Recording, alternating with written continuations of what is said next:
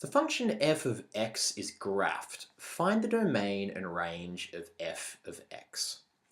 So we're given this graph here, which is a bit jagged. It has a lot of jagged edges, and we're asked to find the domain and range. Let's consider the domain.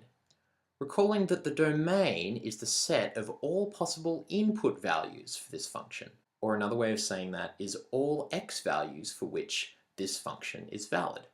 Well, let's consider a couple. Let's consider the x value x equals minus 9. Well, at x equals minus 9, if we draw a dotted line above or below the value x equals minus 9, it doesn't connect with any graph. So for x equals minus 9, there is no associated y value. So it's not a valid input for this function, and it's not part of the domain.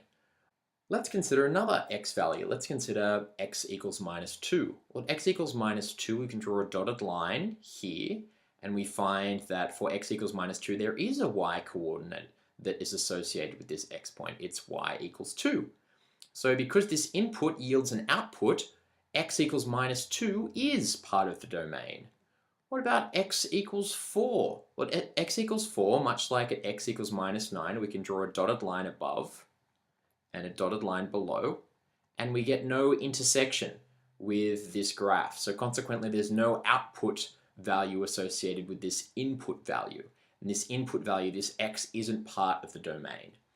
Well, if we continued to do this, we'd soon find that all the x values from x equals minus 8, and because this is a filled in dot point, including the point x equals minus 8, all the way to x equals 3, including the point x equals 3, are part of the domain.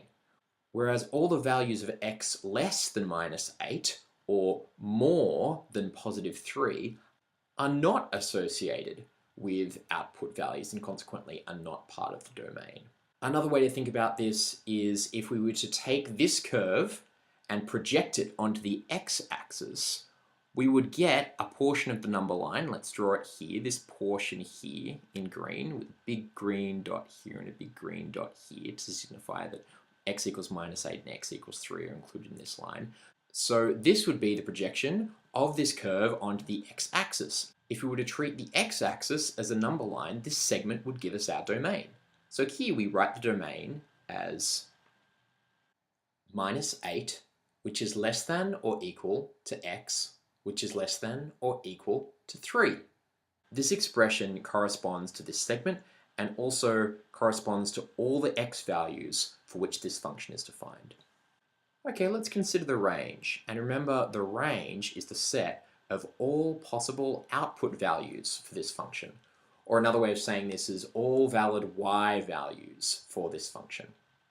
Using a similar approach, we can take some arbitrary y values and determine whether or not they are valid outputs for this function. Let's consider y equals minus 4. Well, at y equals minus 4, we can draw a dotted line to the left and to the right of y equals minus 4, and we do not intersect with this curve. So consequently, there is no x value that we can input into f of x that gives us the output value y equals minus 4. Put another way, minus 4 is not part of the range. Let's consider another value. Let's consider y equals minus 3. At y equals minus 3, if we draw a dotted line to the left, we do have an intersection with the curve. If we draw a dotted line down, we can see that if we were to input x equals minus 1.5 into this function, that would give us the output of y equals 3. So consequently, y equals 3 is a valid output. It's also part of the range. What about y equals 8? At y equals 8, we can draw a dotted line to the left and to the right, and we get no intersection with the curve. Consequently, y equals 8 is not a valid output. We could repeat this process, and in the end, we'd see that for all the values between y equals 0 and y equals 6, including y equals 0 and y equals 6, all these y values are associated with inputs, because if we were to draw dotted lines left or right of those values, they would meet the curve. Whereas all y values less than y equals 0 and more than y equals 6 would not be associated with any x values. In other words, they would not be in the range.